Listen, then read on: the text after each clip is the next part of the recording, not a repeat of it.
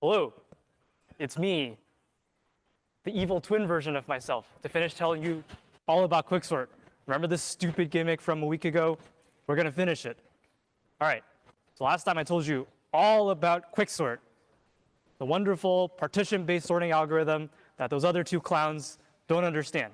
So remember, the idea behind partitioning is you pick an item to be the pivot, you put all the items less than or equal to the pivot on one side, all the items greater than or equal to the pivot on the other side, and by doing so, the pivot itself falls into the right place. I don't know how this array is sorted, but I do know that whenever I'm done sorting it, that's where the 32, the pivot, will go from last time. We also showed you that Quicksort, in the best case, has n log n performance every time you cut the problem in half, is the best case. And we also saw that the worst case is theta of n squared every time the problem only reduces in size by 1. And that happens if, for example, the array is sorted or almost sorted. So the question we had for you was, how do you avoid the worst case runtime? And we came up with a couple of approaches. One of them was to embrace chaos and to shuffle the array before you sort. That way, with extremely high probability, the sort will be n log n time.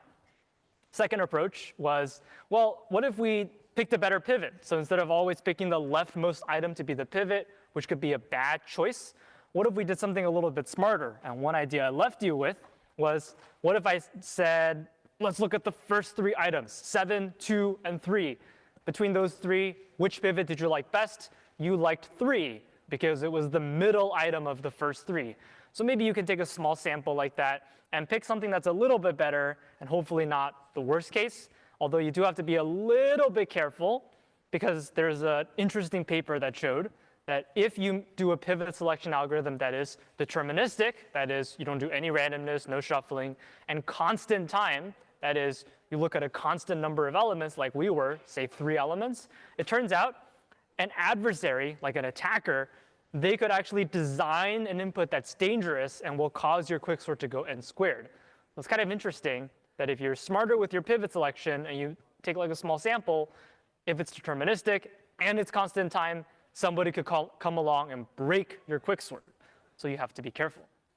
A better approach maybe, and we'll talk about this one too, is what if instead of taking a small sample and saying, I'll look at the first 3 elements and pick the middle one, what if you just pick the exact median? So I went through the array and I picked the exact middle item to be the pivot. Well, in that case, that's going to be safe. You're always going to get n log n runtime. Why is that? Because if you always pick the median, the middle item, to be the pivot, you are always splitting the array into 2 smaller halves. And you'll always end up in the n log n runtime. So you could do that. It turns out, and we'll see this when we run some experiments, it's kind of slow, but technically it would work. You can be smarter with your pivot selection, pick the exact middle, and things will be OK. How do you actually compute the median? Well, we'll talk about that soon. But those are the first 2 approaches. Then there are 2 more approaches that we don't really use in real life, but I'll briefly mention them. One of them I think you all mentioned was you just watch the quicksort run, and if it's taking forever, just give up and say, hey, maybe someone gave me an n squared input. I'll switch to something safe like merge sort. No one really does it, but technically it's reasonable. And another approach that I think you all came up with is, well, what if I just check the array ahead of time and see if it's sorted or almost sorted and switch to merge sort? Again, seems reasonable to me, although it turns out that in real life, philosophies 1 and 2 are more common. Good so far? All right. There's your summary of sorts so far. So the last thing I have to show you for Quicksort before I am gone forever is we'll run some experiments to see what versions of Quicksort perform better than others. So there's actually lots of different choice points. Like if I wanted to write Quicksort as a piece of code, there are quite a few things I can choose as I'm implementing. So here are some examples. One thing I can choose is, how do I choose the pivot? Do I choose the leftmost item? Do I choose the rightmost item? Do I choose the exact median? Do I choose, take a sample and choose a pivot? Do I choose a random pivot? There are lots of different choices for how you choose your pivot. And it turns out that your decision of how to choose the pivot can affect the runtime of Quicksort. Another thing you can play with as you're implementing Quicksort and change is, what partition algorithm do you use? Do you use the silly 3-scan one that other guy would have come up with? Do we come up with something smarter? to partition on an array that will also affect the runtime of our algorithm. Turns out there are so many different partition algorithms. We'll do some experiments with some of them. And finally, we saw 4 different choices for how to avoid the worst case. So do you shuffle? Do you pick a better pivot? Do you do introspection and give up if it's taking a long time? So we'll run some speed tests where we'll choose different implementations and see if they do better or worse compared to merge sort. So merge sort is our standard. Let's see if we can beat merge sort by making good choices. So here's my first attempt. What pivot will I choose? I will always choose the leftmost item. That's what I'm choosing. What partition algorithm will I use? I'll use the 3-scan approach from last time that other guy came up with, where you scan for all the items that are less than the pivot, and you copy them over. Then you scan again for all the items that are equal. You scan again for all the items that are greater than. And how do I avoid the worst case? I will choose to shuffle. If you don't like this, you choose something else. But that's what I'll choose for now. So if I choose this and I run the experiment, I sort a bunch of numbers and I time how long it takes. Merge sort takes 1.3 seconds to sort all of my numbers. Quicksort takes 3.2 seconds. Wait a minute, you told me Quicksort is faster. You liar. So why is Quicksort so much slower? Well, that's because maybe we didn't choose the best or optimal ways to partition or select the pivot or avoid the worst case. So maybe by changing some of these choices as we implement the algorithm, we can get this number down. But are we at least convinced that this is one possible way to do quicksort? Maybe we can do better? OK, so it's still quicksort. It works. It's n log n with very high probability. It just turns out in real life to be a little slower than merge sort. So one thing I don't like about this particular choice of implementation, I don't like this 3-scan. That other guy, he came up with the 3-scan approach. I don't like it because you have to check the array once, twice, 3 times to copy everything. And well, that's probably slower. And maybe there's a better partition algorithm out there. So now I'm going to show you the partition algorithm that the other guy could not have come up with, which is an in-place, faster, one-pass partitioning algorithm. So I hope you're ready. The 3-scan when it works, but it doesn't do great in real life. So let's do something smarter. This turns out to also be the thing that Tony Hoare came up with. So Tony Hoare, this like rookie programmer, somehow not only came up with quicksort on his first try, but also came up with this very strange partitioning scheme that works because Tony and I, we think alike. We see the vision, and we're going to show you a very cool in-place partitioning scheme. So that's the plan. OK, so the big idea is we're going to have 2 pointers. And here I'll just represent the pointers as numbers that point at certain indices in the array. It'll make more sense with the picture. And the idea is the pointers will walk toward each other, swapping items they don't like. I think this makes more sense once you see the story. So I will have 2 pointers. I guess to start, I will choose a pivot. Here I'm choosing the leftmost item, which is 17.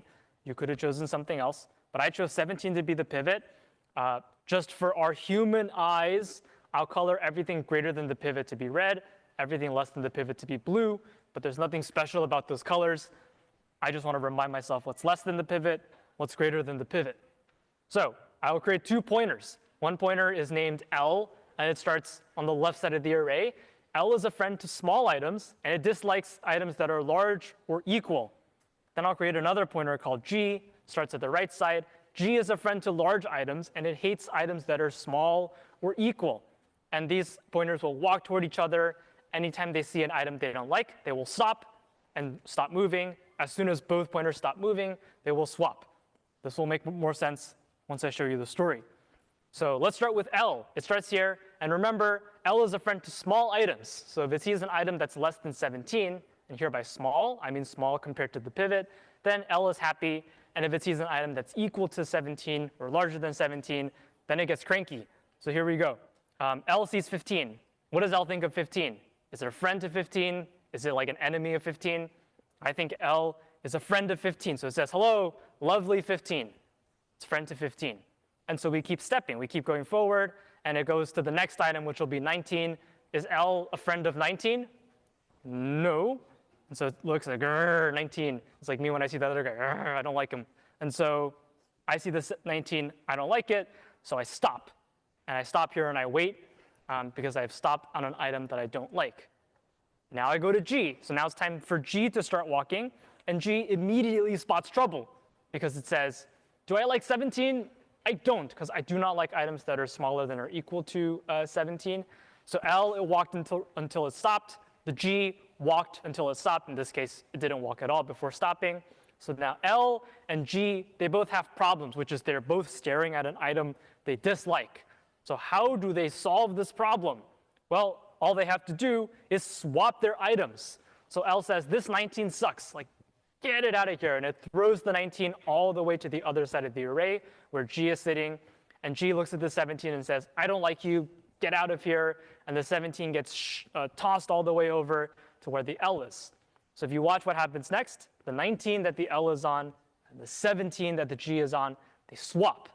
So they both do not like 19 and 17, so they swap. So the 17 and the 19 swapped. And as they swap, they will also take a step forward because now the 17 and the 19 are items that they like. So that's kind of the idea. They walk toward each other. Anytime they see an item they don't like, they swap. So let's keep going. They've now swapped. Are we good with the first swap? Have I messed anything up yet? OK. So now let's keep walking. So we start at the L. And remember, L is a friend to small items. So L sees the 32. And what does the L think? Doesn't like it. Immediate trouble. Don't like the 32. What about the G? Remember, G starts walking. It doesn't like small items or equal items. And so it looks here and it says, nope, also trouble here. I don't like the 17. So because both of them have stopped on items they don't like, it's time for them to swap. So the 17 and the 32 will swap, and the L and the G will move toward each other. And we keep going.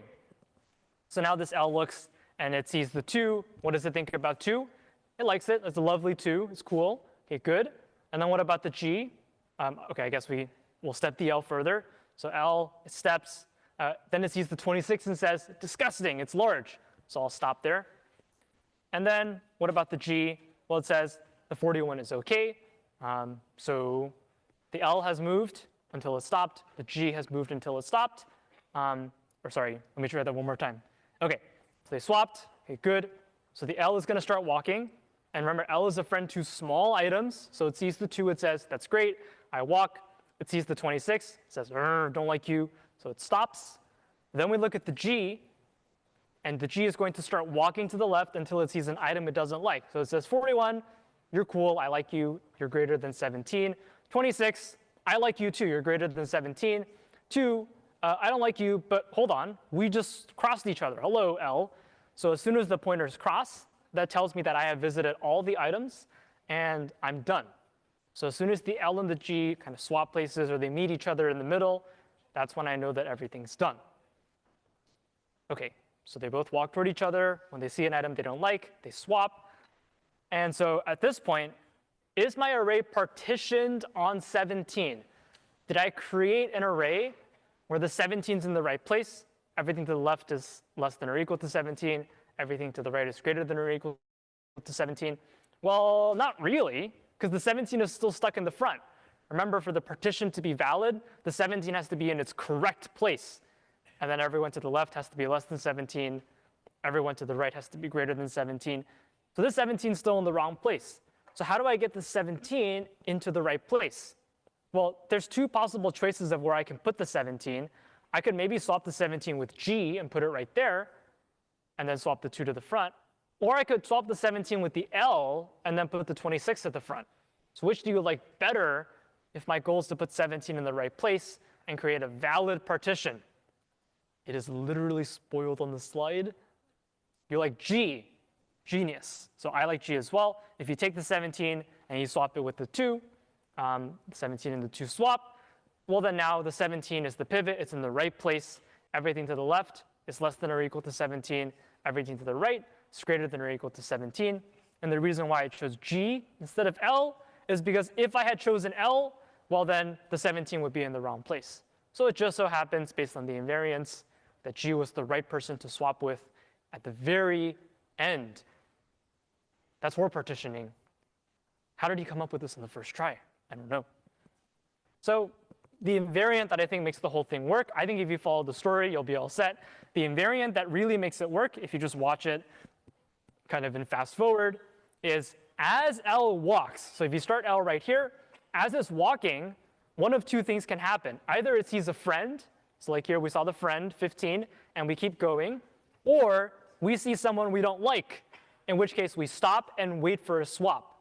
So as L is scanning through potentially hundreds or thousands of items, it's leaving in its wake like a path of destruction, and everything in L's wake behind it is only items that are smaller, because that was a friend to L and it walked forward. Or it was an item that was larger, but L stopped there and swapped it, so now it's an item that's smaller. So don't know if that was the greatest way to explain it. But basically, as L walks, either it sees friends that it leaves behind, or it sees items that it doesn't like. And whenever that happens, there will be a swap that happens. So L is always leaving items that it likes behind it. And likewise with G, as it walks over, it is always leaving items that it likes behind it. So when L and G meet in the middle and they swap, behind them are only items that are less than or greater than the pivot. That's how I know the scheme works. That's the invariant that makes it work. Yeah, question? So is it like where you can't just do one swap with the 2 to 17 in the front? You're going to do multiple swaps to get all the 17 in their right place in the middle. That's a good question, which is, and I think I should bring it up, which is, do the 17s all have to be in the middle? Not quite. If you remember the first partitioning slide that I ever showed you, it doesn't actually matter that all the 17s are bunched together. All that matters is that the 17 that I chose is in the right place. Everything to the left is less than or equal to. Everything to the right is greater than or equal to. These 17s could have been like over here. That's fine. It's a great question, though. Anything else? So it's not required that the 17s be bunched up. All that I care about is the one pivot. The 17 has to be in the right place. Anything else? OK. So it turns out, if I take my old implementation where I use that other guy's 3-scan approach and I delete it and I replace it with the smarter Tony Hoare partitioning scheme and I run the exact same experiment, I go from losing to merge sort by a couple of seconds to now beating merge sort. It now takes 0.9 seconds to sort and run my experiment, where merge sort took 1.3 seconds. So we did it. We made Quicksort faster by using a better partitioning scheme. It's kind of cool. Turns out there are all sorts of different partitioning schemes out there. There are people on like Java developer forums coming up with new ones all sorts of times. So you can go and have fun and develop new partitioning schemes. But those are the two that I will leave you with. Any other things you want to know? One more.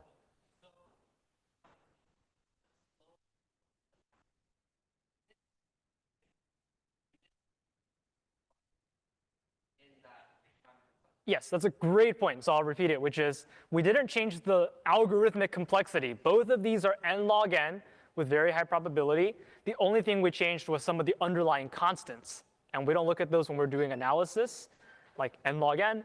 But in real life, is it faster to scan once instead of 3 times? It is. And that's where this 3 times speedup comes from. That's a great point. But if n grows really large, it's still n log n runtime. We just knocked off a constant. It's kind of cool. OK, we talked more about, so we talked about randomness. Let's try some other strategies if you are ready. OK, so I'm going to go to strategy number 2. So I'm going to keep experimenting with swapping some of these approaches in and out. So this time, I'm going to leave the leftmost pivots, or I'm actually going to change the leftmost pivot selection. Instead of choosing the leftmost item every single time, I am going to be smarter with my pivot selection. So the thing I will do is let's pick the exact median and use that as the pivot. So now that brings up another question, which is, well, first, if I use the exact median, I know that I will have n log n runtime guaranteed. I will always split the problem into 2 equally sized subproblems. But the question is, how do you choose the median of an array? How do you scan an array and figure out what the middle item is? It's kind of an interesting question. Does anyone have think like that other guy. Does anyone have a really stupid algorithm that will definitely work for finding the median of an array? It doesn't even have to take linear time. Yeah. It's one word. You're good. I would try to go for an array, put every single element in a hash map and see which one occurs the most. Gotcha. So put it in a hash map, see what occurs the most. That would be great if you were finding the mode, which is the item that appears the most. What about the median, the middle item? Who has the really silly one-word answer? Yeah? Sorted. and then find the item in the middle. Is that a good approach for running Quicksort and finding the pivot? Probably not, because you have to sort the array to find the median, but it's a silly one-word answer that would work. So I'll give you something that's a little bit better. If that didn't make sense, it's OK. I just wanted to raise the issue that technically one way to find the median is to just sort it. But of course, that defeats the whole point, because we're trying to find better ways to sort. So turns out there are different, OK, so sorting it works. It's kind of silly. But it turns out there are actually faster ways to find the median. So one of the ways to find it is called the pick algorithm. And this paper is nuts. Like, look at these people. There are 4 of these people won Turing Awards, which is like the Nobel Prize in like computing. So 4 of them won it, So it's like geniuses upon geniuses coming up with this paper. It's like the Avengers of like computer scientists coming together. They found a theta of n time algorithm to find the median. Don't tell them, but I actually came up with this and I gave it to them. But that's the algorithm. And so question for you then is, if we take this like genius 4 Turing Award winner paper to find the median and theta of n time, just takes a linear time in the size of the array and not say n log n, how will that do if I use this on Quicksort? So now instead of choosing the leftmost item, I will use their genius paper to find the exact median, always split the problem into 2 equally sized subproblems, and then that way I always have n log n runtime.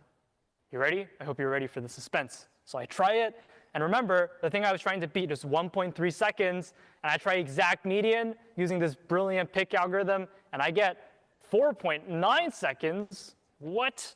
OK, so maybe these guys weren't so smart after all. I don't know. But it turns out 4.9 is not so good. It's actually slower than the other ones we've tried. And the rough intuition here is you're spending too much time being perfect. You don't have to be perfect and find the exact median. And it turns out that by trying to be perfect and find the exact median, you're wasting too much time, as opposed to these other true approaches where I just did some shuffling and I said, you know what, good enough. I'll get something that works with very high probability. So it turns out, while it is technically valid to find the exact median, it's a little bit too much extra overhead, because coming up with something that's like good enough is also faster. And that's one of those things that you might not be able to see with analysis, but with some experiments, we can clearly see just by these numbers that using the exact median is too slow. You're wasting too much time being perfect when you could have just been almost perfect and avoided the worst case scenario. So it's kind of interesting that Quicksort has this dangerous flavor to it, where if you really want to make it fast in real life, you cannot be perfect. You have to live with the tiny possibility of an n-squared input. But by tiny, I mean really tiny. Remember the graph from last time? It's kind of cool. It's kind of wild. OK.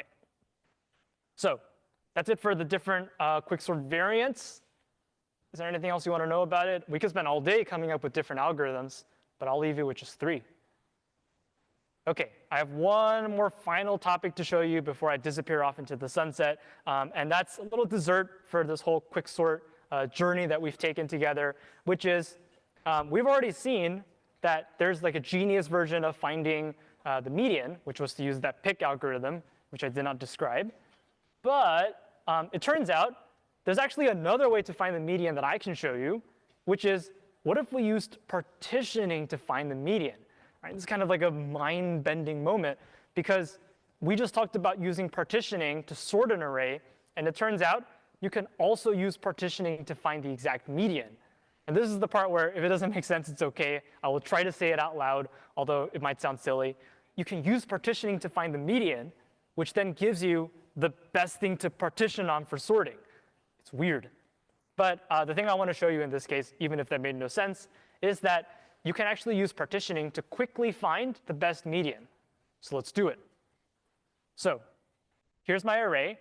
And I want to find the middle item, the item that has half the items less than it, half the items greater than it. I want to find the median. And I want to do so in linear time. So no cheating. You can't just sort the array. That would take n log n time. So I will try to use partitions to help me find the median. So I'll just pick any old item like I always do. Here I'll choose 9 to be the pivot. And I will partition the array on 9. Done. Everything less than 9 on the left, everything greater than 9 on the right. Is 9 the median? Did it land in the exact middle of the array? No. So 9 is not the median. You're not the winner. So what do we do next? Is the median, like, where's the median? We don't know. We tried 9 and it wasn't the median. Do we just have to start over? Well, not really, because by partitioning, we've already figured something out, which is, could the median possibly be to the left of 9? Could it be 5 or 6? Nope. So where does the median have to be? It has to be to the right of 9, because there's more items on this side. So because I know that the partition or the median cannot be to the left of 9, I only have to run partitioning on the right subproblem. So these 3 items are losers. They are not the median. We only have to look on this smaller subarray. So I'll choose another item. I choose 550. I partition. Everything to the left of 550 is less than it. Everything to the right of 550 is greater than. Did 550 land in the middle of the original large array, like right there? No. So 550 is also not the winner. But again, we can look at the 550 and say, could the median be to the right of 550? Like, could it be one of these two? No. It's got to be on this side. So again, I only have to look at this part of the array. And so I pick another item to partition on. Here I choose 14. I partition on 14. It finds its rightful place. And look, it landed exactly in the middle. So now we know that we are in the middle of the array. This item is the correct median. Sometimes we call this quick select. And the idea is you use partitioning to find the median of the array. Every time you partition, and the trick that really makes this work and fast is every time you partition, you can throw away some of the array. Like when I partition here, I knew none of this could be the median. When I did this partition, I figured out that none of this stuff could be the median. So every time I partition, some of the array falls away, guaranteed to never be the partition. And I have less work to do every time. So now to do some runtime analysis. What is the worst case performance for quick select? I'll just spoil this for time. Turns out, if you pass in the same sorted array that gave Quicksort really bad runtime, you will also break quick select. Because what will you do? You'll have this array, 1, 2, 3, 4, all sorted all the way up to n. So you have n items in the array. And let's say you partition on 1. Everything falls to the right of 1. Nothing is to the left of 1. Where's the partition? It's not 1. It's to the right of 1. So what's your subproblem size? n minus 1. Okay, now you have to solve the partition problem on n minus 1 items. So you partition on 2. Everything greater than 2 lands on one side. Nothing lands on the other side. So which side do I look on? The side with nothing or the side with everything? You got to look on the side with everything. You create a subproblem of size n minus 2. You solve that. You create a subproblem of size n minus 3. So it turns out if you pass in an array that is totally sorted and use the leftmost item as the pivot, the median finding algorithm is still n squared time. Every time you run the algorithm, the problem decreases in size by 1. That's not so good. But what about on average? So we saw that in the worst case, the median finding algorithm is n squared, just like in Quicksort. But in the best case, turns out QuickSelect is not n log n. It's theta of n. That's kind of weird. So why is it theta of n when Quicksort was theta of n log n? There's one key that makes it n instead of n log n. So here's the picture that you saw from last time when we did Quicksort. You pick an item, you partition it. Some of the items land to the left of the partition or the pivot. Some of the items land to the right. In Quicksort, what did you do at this step? Like pause right here. If you get this, you're all set for quick select. What did we do in Quicksort? You had to solve the left problem, and then you had to solve the right problem. You had to solve both because you were trying to sort the whole array. What do you do in quick select, though? Do you have to solve both sides? Well, not really, because if the pivot lands here, I know that the median has to be on the right side. So I can completely discard everything here. There's no more work to do on that side, and I only have to solve one of the subproblems. That's what makes quick select different from Quicksort.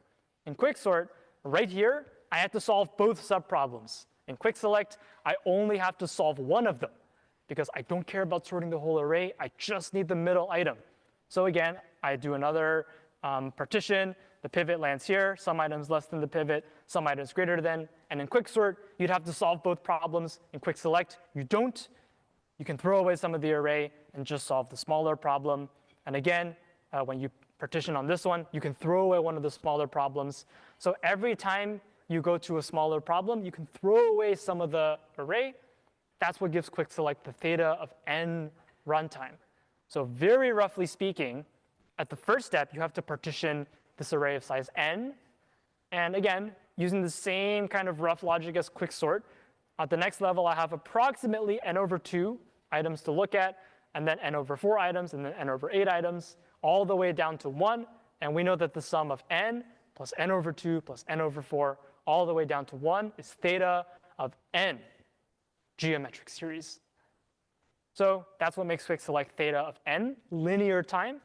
And the difference between this and Quicksort is that in Quicksort, you had to look at both subproblems. That's what gave it the n log n character. In this case, the size of the subproblem gets cut in half every single time. So you're down to a theta of n runtime. Technically, I'm cheating a little bit here because you're not cutting the problem exactly in half. And in fact, if you actually cut the problem exactly in half, you would be done right here because you would have found the median on the first try. But we're going to say on average it takes theta of n time. So it's not a proof, but it's a rough sketch.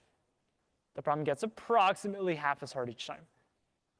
OK, so it's a very strange thing to do. But what if you used partitioning to find the median, and then you use that to partition the array for Quicksort? So you're using partitioning to figure out how to partition. It's very weird, and you could do it, but turns out the runtime is still not great for the same reasons that the pick algorithm wasn't great, because you're spending too much time being perfect when being approximate and shuffling was good enough. OK, do you have final thoughts on Quicksort before I leave you forever? It's the fastest known sort. There are all these different fun little variations. And as a dessert, I showed you the quick select algorithm where I adapted it for median finding. You have no more thoughts? OK, so that means I get to ride off into the sunset. Do not tell the other two guys that I showed you Quicksort. Otherwise, they'll get mad at me. OK, I will be back when you need me most. OK, costume change. Hold on. OK, I don't know what I missed. So I'm back. OK, I'm here to show you all about Radix sorts. Did the other guy mess anything up? Did he show? You'll have to fix it in the, Oh, he messed some stuff up? What did he show the audience? Like what topics? don't worry about it. Are you telling anything about sorts that we shouldn't have showed them? No, I was kind of blacked out the entire time. Oh, you were blacked out too? Did they show you anything that we shouldn't have seen? Any sorts? Are you sure? Because I'm looking on the slide, and it really looks like the other guy showed you Quicksort when he wasn't supposed to. Because if the other guy showed you Quicksort, well, now I'm very mad, because I wanted to show you a fast sort, and he showed you the fastest known sort. So what am I supposed to do now? OK, so if the other guy showed you Quicksort, which I sure hope he didn't, then now I look stupid because I was supposed to show you the fastest sort. So you know what I'm going to do? That other guy, he thought he had you with Quicksort. I want to beat him. OK, so forget Quicksort. I'm going to show you something even faster. OK, before I do that, here's a warm-up topic, which is sorting stability. And we'll need it for this next topic. So far, you've seen a bunch of different sorts. And remember, the thing I showed you before I left a week ago is that each sort has a key operation that makes it work. So heap sort, the operation was put things in a heap and remove it. There was insertion sort, where the operation was traveling. There was merge sort, where the operation was merging two smaller arrays into one. And then the top secret thing that you didn't see, which is quicksort, where you partition an array and put all the items that are less than to one side, all the items that are greater than to the other side. And we saw that in all of these cases, the best we could do is n log n. OK. So one property that we haven't really talked about yet, but I'll tell you about really quickly, is stability. So do you remember all the way back in sorting 1, I told you that sometimes you can sort on different things. So if I give you an object, or a bunch of objects, there can be different ways to sort them. So for example, I gave you the strings, and we said you can sort them by alphabetical order, but you could also sort them by, for example, length of the strings. Put the shorter strings in front, put the longer strings in the back. So that's something we can do here. Let's say I have this class where every item is a student, and the student has two things. They have a name, and they have a section number. So this object has a name of Bass, and a section number of 3, and Lyra has a section number of 1. So in this case, there are actually two things I could sort by. I could sort by their name and put them in alphabetical order, or I could sort them by their section number so that people in section 1 come first, and then section 2, and then section 3, and then section 4. So I actually have different choices for what to sort by. There are different orderings I can feed in. So the question is, well, what if I wanted to sort by both orders? That is, I want to sort by name, but I also want to sort by section number. So for example, maybe what I want to do is I want to sort them by section number, but when there's a tie, like there are multiple people in the same section, I want the people within that same section to be alphabetically sorted. So then one thing I could do is I could first start by alphabetically sorting everybody. So if you look at this one, B, F, J, right? This is totally alphabetically sorted. So I sorted by a name, completely ignoring the section number. And now, what if I then sorted by section number? So they're already sorted by name. Now I want to sort by section number. Well, one thing I don't want to happen if I want the array to be sorted by both name and section number is I don't want the alphabetical order to get messed up. I just went through all this trouble getting all the names in alphabetical order. So now when I sort by section number, I do not want the alphabetical order to be messed up. Specifically, what's going to happen is when I sort by section number, a bunch of people with section number 3 are all going to get bunched together. Specifically, Bass, Jaina, Joni, and Rosella. And what I want to happen is when these people get bunched up together in section 3, I want their relative alphabetical order to be preserved. So if that is the case, then I say that the sort is stable because these items are in their relative order. Even though all of them have the same section number of 3, and I'm sorting on the section number of 3, their relative order, which in this case just happens to be alphabetical, stays the same. Here's an example where they're not stable. Here's a case where all of them have the same section number of 3, and when I sort by section, this is a valid sort. I'm still putting all the 3s before the 4s, but this is no longer stable because the items are crossing over. And one reason why non-stable sorts can be bad is because by crossing over, I am losing the relative order of, say, alphabetical that I had set up earlier.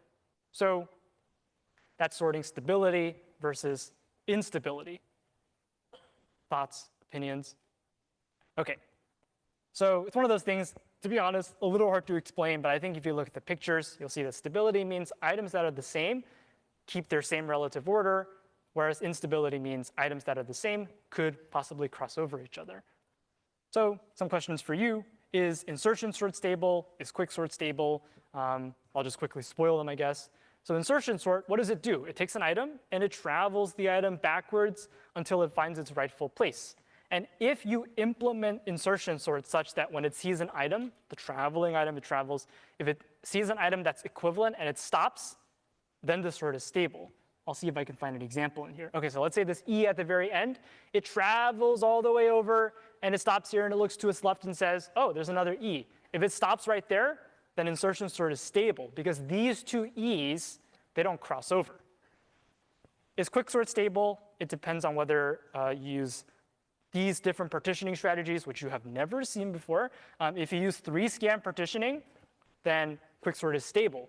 Because when you scan, you say 3, 1, 2, 3, they go on the left side, and then 7, 8, they go on the right side. So the relative ordering of the 3s, for example, they stay the same.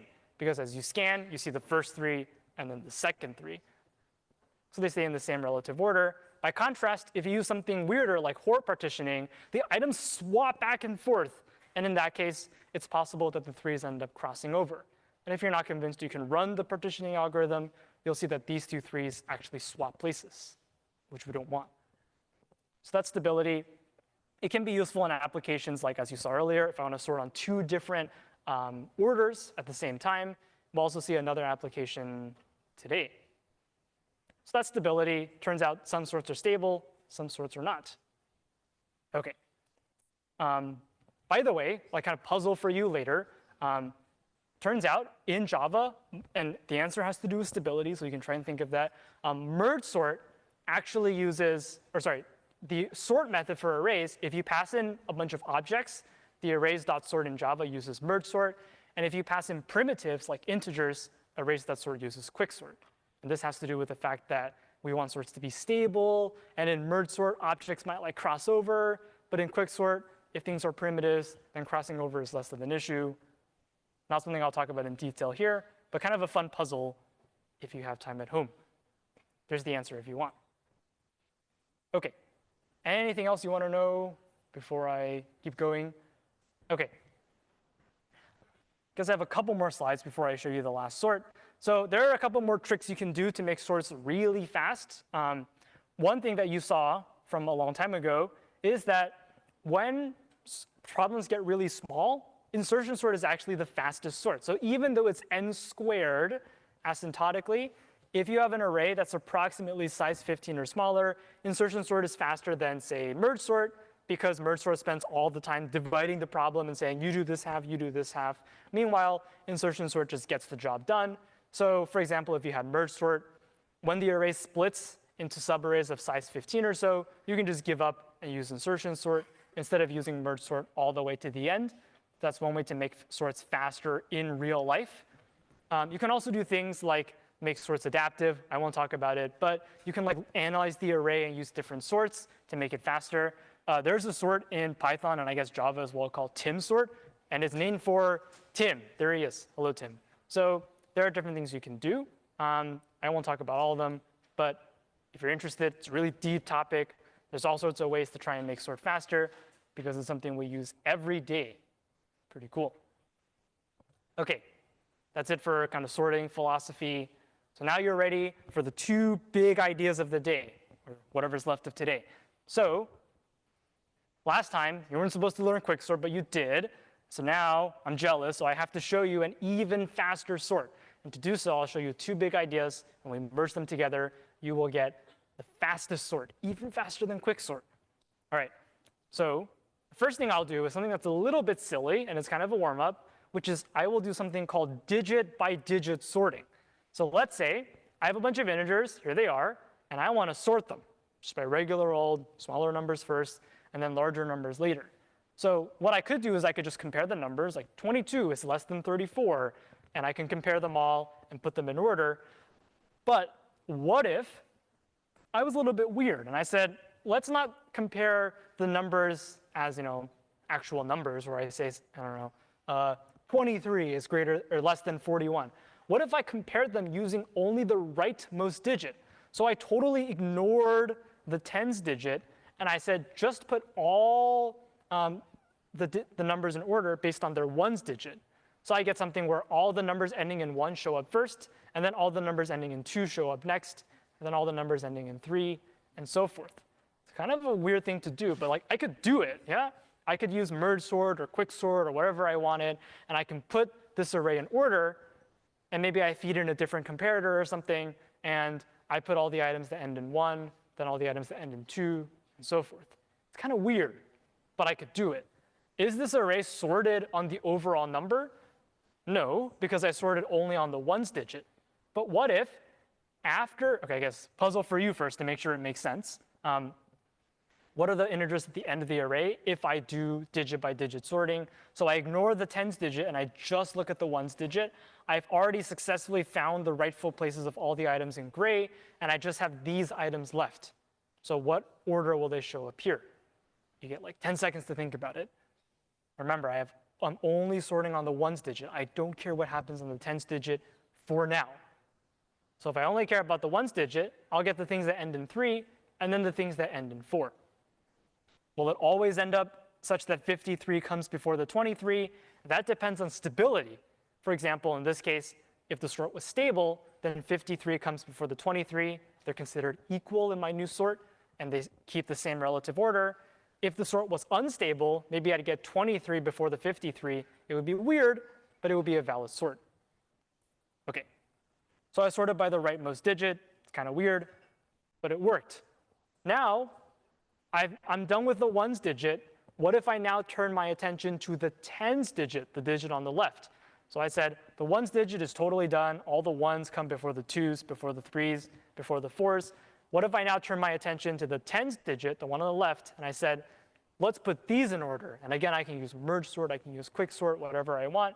And all I have to do is put these items in order, such that everything that begins with a 1 comes before everything that begins with a 2, comes before everything that begins with a 3, so on. So as you can see here, everything that starts with a 1 comes first, and then everything that starts with a 2, and then everything that starts with a 3, and then everything that starts with a 4. So assuming my sort is stable, that's an assumption we actually have to make this time. Assuming the sort is stable, these 4 items, 31, 32, 34, 34, they are all considered equal because I'm only looking at the top digit. So if these 4 items are all considered equal by the top digit, and my sort is stable, what order will they appear in? Hopefully in an order where none of them cross over, because my sort is stable.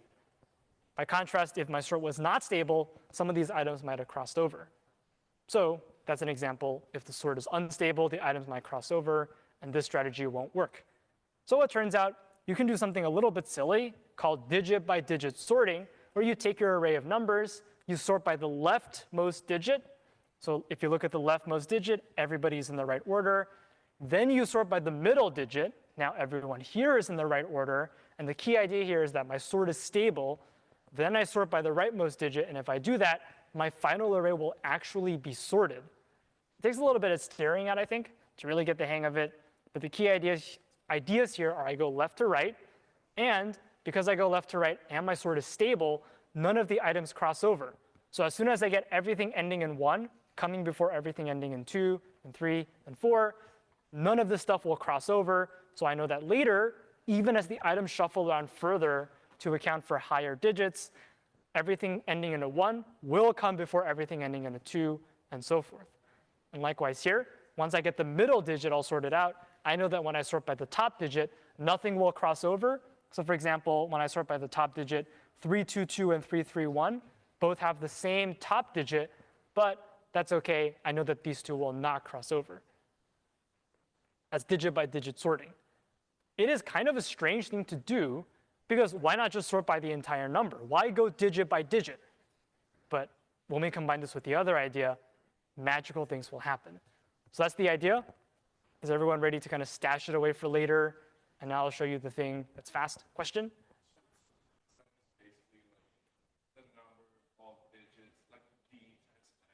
Yeah, that's a great question. So what's the runtime of this thing? I'll show you a runtime next time as well. But if you were using, say, merge sort, I think it would be n log n. But you have to do it once per digit. So in this case, it'd be like 3 times n log n, because I had to do merge sort 3 times. That's a good question, though. Other question? Can I radix sort in other bases? Yes. Come back next time. But you're ahead of me. That's a good question, though. OK. That was the warm-up, digit by digit sorting. It works, although it's kind of strange. So here's the second idea. And when we put these together, you'll get something really pretty. So I guess I'll just have to give you a little preview, and then you'll have to come back next time for the finish. But you remember from last time we said, sorting or quick sorting is the fastest known sort. It was n log n. And we proved to you that there is an actual bound that says that comparison sorts cannot do any better than n log n. That was something we proved. We actually pulled out all of the math, and we did all the proofs. And we showed you that no matter what you do, even if you go out and invent a brand new sort, you will never do asymptotically better than n log n. That's what the omega bound says. It says that, so I guess someone asked this last time, so I'll answer it real quick. The omega bound says this is the family of all the functions that are larger than n log n. So what this says is that you pick any sorting algorithm in the world that's based on comparisons. You pick merge sort, you pick insertion sort, you invent your own sort, and you name it after yourself like that guy Tim. Whatever you do, any sort that you come up with, if you find the asymptotic big theta runtime, I promise you it will be in this family, which is the family of functions that are greater than n log n. That's what the omega bound says.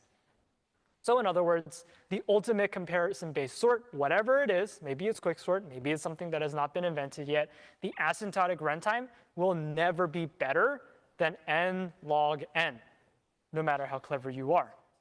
But here's the trick. That was assuming that you were using comparison-based sorting. That is, all the things you were doing had to do with taking 2 items and asking, who's bigger, this one or this one? And asking that question over and over again. If your sorts are based on the idea of asking who is greater over and over again, you are constrained by the n log n bound.